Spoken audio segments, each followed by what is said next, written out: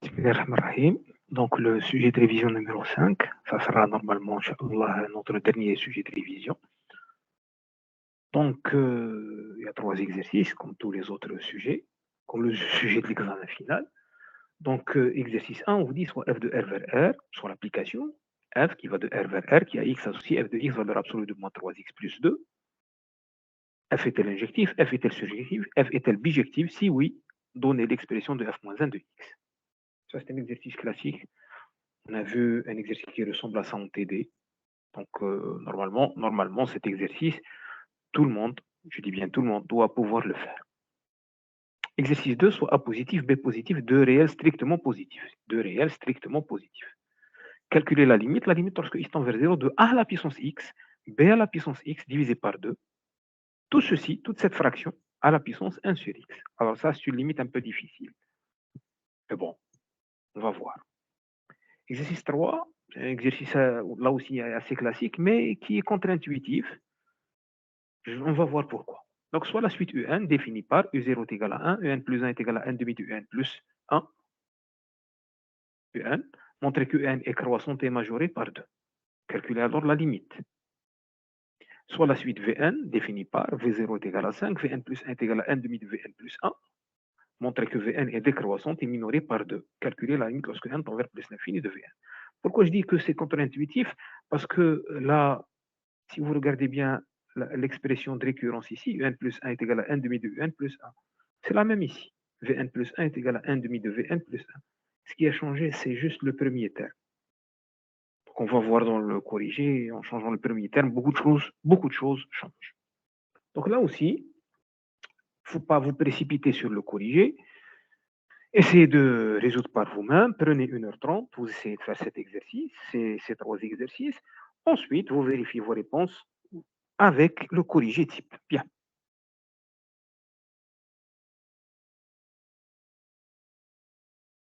Donc, on passe au corrigé. On a f de r vers r qui a x associé f de x égale à la valeur absolue de moins 3x plus 2. Bon, là, c'est classique. Pour pouvoir faire un calcul, il vaut mieux se débarrasser de la valeur absolue. Et le mustahsan, نكتبوا f de x بلا قيمة مطلقة, sans valeur absolue. Bien. Donc, j'essaie d'écrire f de x sans valeur absolue. Donc, je rappelle la valeur absolue de a, c'est égal à a si a est positif et c'est égal à moins a si a est négatif. Pour moi, a, ici, c'est moins 3x plus 2. Moins 3x plus 2, donc ça, c'est la même chose. Si moins 3x plus 2 est positif, et c'est égal à moins 3x plus 2 si moins 3x plus 2 est négatif. Donc, comme ça, on a enlevé la valeur absolue. On arrange un petit peu les choses. Il ne faut pas laisser les choses comme ça.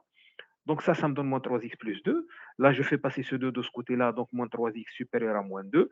Je divise par moins 3 des deux côtés, donc l'inégalité change. Je vais avoir x inférieur à moins 2 sur moins 3, qui n'est autre que 2 tiers, 2 sur 3. Et là, je vais avoir moins 3x, donc 3x, moins 2, 3x moins 2, si x est supérieur à 2 tiers. Bon. Comme je l'ai dit, un exercice similaire a été traité en TD, donc il suffit de... On sait bien que ceci ne va pas être injectif, mais bon, on va quand même... donc normalement, faisons les choses simplement. Soit on a fait l'analogie avec ce qu'on a vu en TD, on va voir tout de suite que ça n'est ni injectif ni surjectif.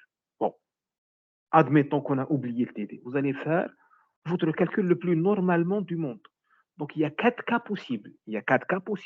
Soit vous prenez x1 et x2, les deux inférieurs à 2 tiers. Ensuite, vous prenez x1 et x2 supérieur à 2 tiers. Ces deux cas vont vous donner x1 est égal à x2.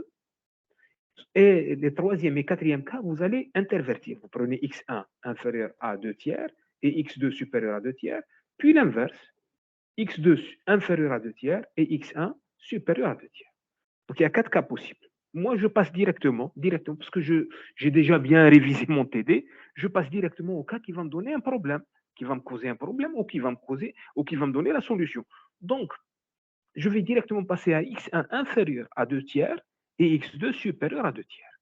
Je prends une valeur ici et une valeur ici. Donc, soit x1, x2 appartenant à R avec x1 inférieur à 2 tiers, x2 supérieur à 2 tiers, et je suppose que f de x1 est égal à f de x2. Alors, f de x1 est égal à f de x2, ça me donne. Donc, je remplace f de x1, je remplace ici, puisque x1 est supposé inférieur à 2 tiers. Je remplace ici. Donc, ça me donne moins 3x1 plus 2 est égal à f de x2. Alors, f de x2, je le remplace ici. Alors, ça me fait 3x2 moins 2. 3x2 moins 2. Je tire x2 en fonction du x1. x2 بدل x1. Je tire x2 en fonction de x1. Je trouve. Donc 3x2, ce moins 2 passe ici. Ça va devenir plus 2, donc plus 4. Moins 3x1 plus 4. Ensuite, je divise par 3. Donc j'obtiens que x2 est égal à moins 3x1 plus 4 divisé par 3. Moins 3x1 plus 4, le tout divisé par 3. Alors je ne trouve pas x1 est égal à x2. J'ai un doute. Je ne suis pas encore sûr, mais j'ai un doute. Je me dis que f n'est peut-être pas injective. Pour cela, il me faut un contre-exemple. Donc, je prends comme contre-exemple, attention, attention, attention, il faut bien prendre le contre-exemple. Il faut bien prendre le contre-exemple. On a supposé que x1 est inférieur à 2 tiers. x1 est inférieur à 2 tiers. Ne prenez pas une valeur qui est supérieure à 2 tiers. Par exemple, si vous prenez x1 est égal à 1, c'est faux. C'est un mauvais contre-exemple. Il faut prendre x1 inférieur à 2 tiers. Alors, une valeur simple inférieure à 2 tiers, je peux prendre 0. 0 est clairement inférieur à 2 tiers. Donc, on a bien 0 est inférieur à 2 tiers. Donc, je prends x1 est égal à 0. De là, je tire x2 est égal à 4 sur 3. x2, si x1 est égal à 0, x2 est égal à 4 sur 3.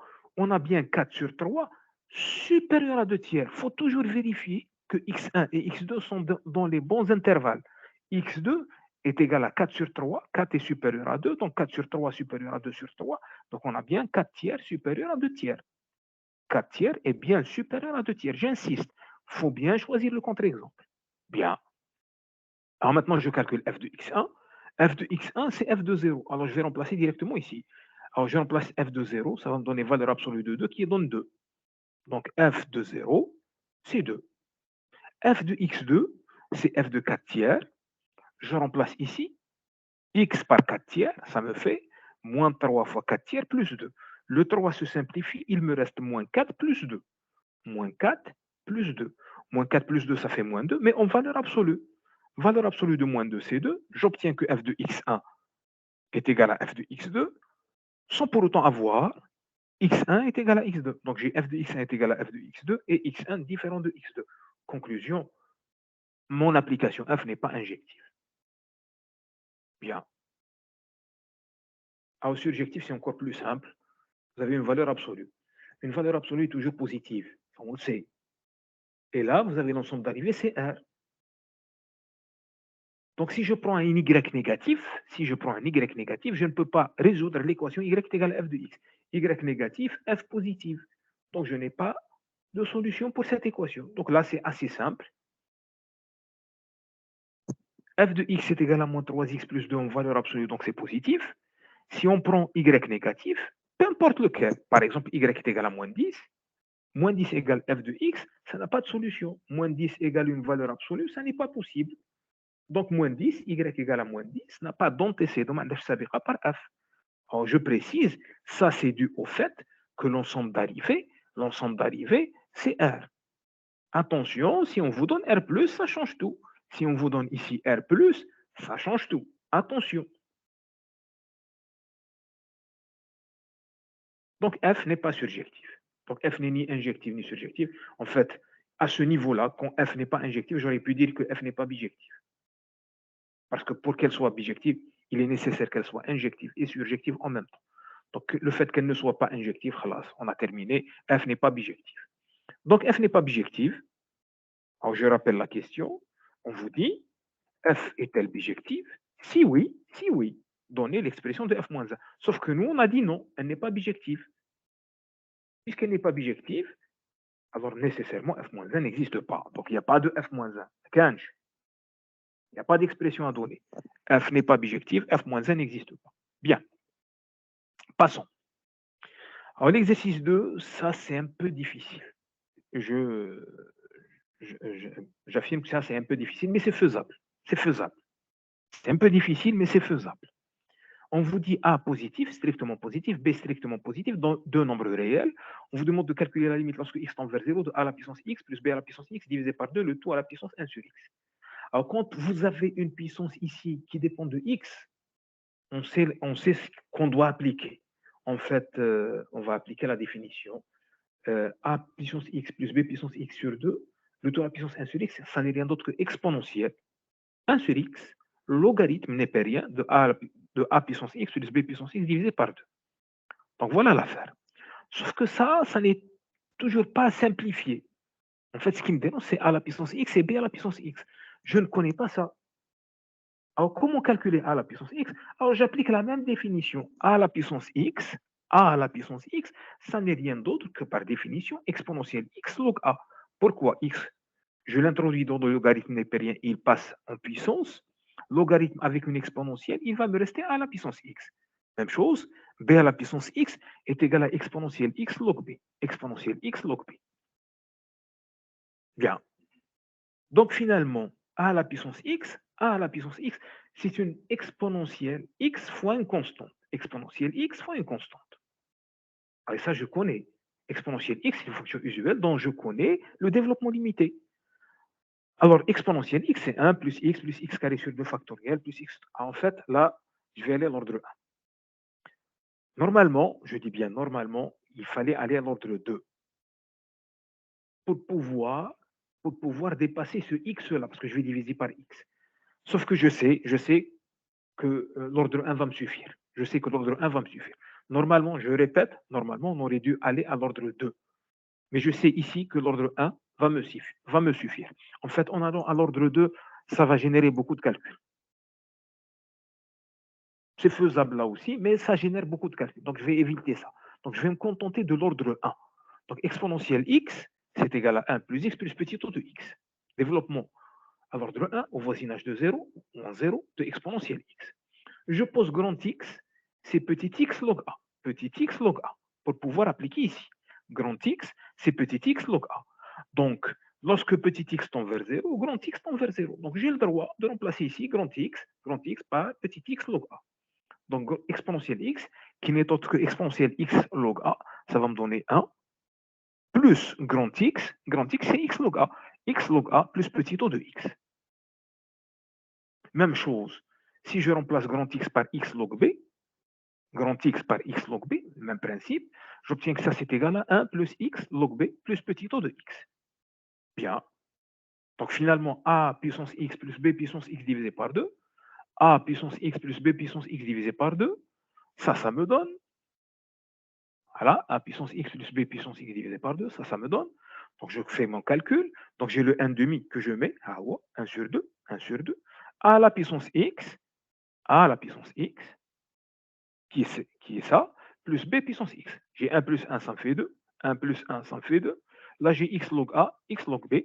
Donc, ça me fait 1 plus 1, ça fait 2, plus x log a, plus x log b, plus petit o de x. J'ai le 1 demi ici. Donc, 1 demi avec le 2, il me reste 1. X log a, x log b. Donc, je mets le x en facteur. X il me reste 1 demi x facteur de log a plus log b, plus un petit o de x. Donc là, c'est le développement limité à l'ordre 1 de a à la puissance x plus b à la puissance x divisé par 2. N'oublions pas que moi, j'ai besoin de calculer le logarithme de cette affaire. Donc, j'introduis le logarithme ici. J'obtiens le logarithme 1 plus 1 demi x log a plus log b plus petit o de x. Tiens, là aussi, je retrouve une fonction usuelle. Logarithme de 1 plus grand x. Logarithme de 1 plus grand x. Pourvu que grand x tende vers 0. Donc, qu'est-ce que je vais mettre? Je vais mettre tout ceci, c'est grand x. Je sais que log 1 plus x, c'est égal à x, moins x au carré sur 2, plus x au 3 sur 3, moins x au 4 sur 4. Mais là, je me suis limité à l'ordre 1. Donc, je m'arrête à l'ordre 1. Donc, ça me donne x plus petit o de x. Avec grand x, c'est quoi? C'est cette affaire-là. Donc, j'obtiens log 1 plus tout ceci. Donc, tout ceci, c'est égal ceci plus petit o de x. Donc, 1 demi x log a plus log b plus petit o de x. Donc là, j'ai calculé log de a à la puissance x plus b à la puissance x divisé par 2. Log a à la puissance x plus b puissance x divisé par 2. Il me reste à multiplier par 1 sur x, donc a divisé par x. Donc si je calcule tout ceci, il me reste 1 sur x fois log a à la puissance x, b puissance x divisé par 2. Donc je simplifie le x. Il me reste exponentielle 1 demi log a plus log b plus petit o de 1. Petit o de 1, c'est 1 fois epsilon x. Donc ça, c'est une fonction qui tend vers 0 quand x tend vers 0. Ça, c'est une fonction qui tend vers 0 lorsque x tend vers 0. Maintenant, je passe à la limite. La limite, lorsque x tend vers 0, de a à la puissance x plus b à la puissance x divisé par 2, le tout à la puissance 1 sur x, c'est la limite lorsque x tend vers 0 de cette affaire-là. Exponentielle 1 demi log a plus log b plus petit o de 1. En fait, ici, je n'ai pas de x. Le x, il est là.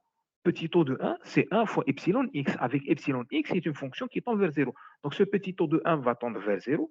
Il va me rester cette constante. Ça, c'est une constante exponentielle, 1 demi log a plus log b. Si vous vous arrêtez là, c'est bien, on vous donne la note, il n'y a pas de problème. Sauf qu'on peut simplifier les choses. Log a plus log b, c'est log a fois b. 1 demi log ab, c'est log AB. Le 1 demi, je l'introduis dans le logarithme népérien, il passe en puissance. Donc ça me fait log AB à la puissance 1 demi. Log AB à la puissance 1 demi, j'ai une exponentielle. Donc l'exponentielle avec le logarithme se simplifie. Il n'y a plus ni d'exponentielle ni de logarithme. Donc la fonction est son inverse. Il va me rester AB à la puissance 1 demi, qui n'est autre que racine de AB. Donc la limite demandée, c'était égal à racine de AB. J'avoue que c'était pas facile, mais je pense que c'était faisable. Pas facile, mais faisable. Pas facile, mais faisable. Bien. Passons à l'exercice 3. L'exercice, on vous donne deux suites. Alors, première suite, c'est U0 est égal à 1, UN plus 1 est égal à 1 demi de UN, le tout plus 1. On vous dit de démontrer que la suite est croissante majorée par 2. Croissante majorée par 2. Donc, on commence par démontrer qu'elle est majorée par 2, par récurrence. Ça, c'est assez simple. Alors, pour 1 égale à 0, vous avez U0 est égal à 1 est inférieur à 2. Assez simple. On suppose que UN est inférieur à 2, hypothèse de récurrence, pour un certain n, et il faut montrer que UN plus 1 est inférieur à 2. Alors, comment fonctionne le mécanisme de ma suite récurrente? On lui donne UN, il multiplie par 1 demi, il ajoute 1. Donc, ce que je vais faire, je prends UN est inférieur à 2. UN est inférieur ou égal à 2. UN est inférieur ou égal à 2. Je multiplie par 1 demi. 1 demi fois UN, donc est inférieur ou égal à 1 demi fois 2 qui fait 1. Donc 1 demi de UN est inférieur à 1. 1 demi de UN plus 1, 1 demi de UN plus 1, j'ajoute 1 ici, j'ajoute 1 là. Donc 1 demi de UN, le tout plus 1 est inférieur à 1 plus 1 qui fait 2. Et ça, c'est exactement UN plus 1. UN plus 1 inférieur ou égal à 2. Donc, on a démontré par récurrence que quel que soit n appartenant à n, UN est inférieur à 2, majoré par 2. Donc, UN est une suite majorée par 2. Ensuite, on utilise la monotonie. UN plus 1 moins UN. Donc, je remplace UN plus 1 par son expression. Ça fait 1 demi de UN plus 1, le tout moins UN. D'accord? Donc, vous avez 1 demi de UN moins UN. Ça me fait moins 1 demi UN. Moins 1 demi UN. Donc, ça me fait 1 moins 1 demi UN. 1 moins 1 demi UN. Là, si vous voulez, je réduis au même dénominateur. Je peux mettre ça comme étant 2 sur 2. Ça me fait 2 moins UN sur 2. 2 moins UN sur 2. 2 moins UN sur 2, ça c'est positif parce que UN est inférieur à 2. UN est inférieur à 2. C'est ce qu'on vient de démontrer. UN est inférieur ou égal à 2. Donc 2 moins UN est positif. Divisé par 2, ça reste positif. Donc ma suite UN est croissante. Croissante plus majorée, nécessairement convergente. Croissante plus majorée, nécessairement convergente. Donc ça me donne la limite lorsque n tend vers plus l'infini de n est égal à L. La limite lorsque n tend vers plus l'infini de n est égal à L. J'ai le droit d'écrire ça parce que n croissante et majorée, elle est convergente. Elle a une limite. Alors pour calculer la limite, là dans les suites croissantes, c'est clair, il faut résoudre l'équation L est égal à 1 demi L plus 1. Donc L, ici, L est égal à 1 demi de L plus 1. Là, facilement, on trouve que L est égal à 2. Donc la limite lorsque n tend vers plus l'infini de UN est égal à 2.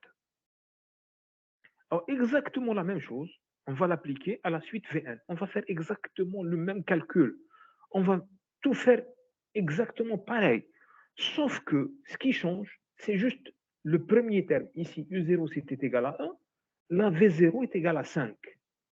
On a changé juste le premier terme. Tout le calcul va être le même. Sauf que là, on va avoir une suite, on va avoir une suite qui est décroissante minorée par 2.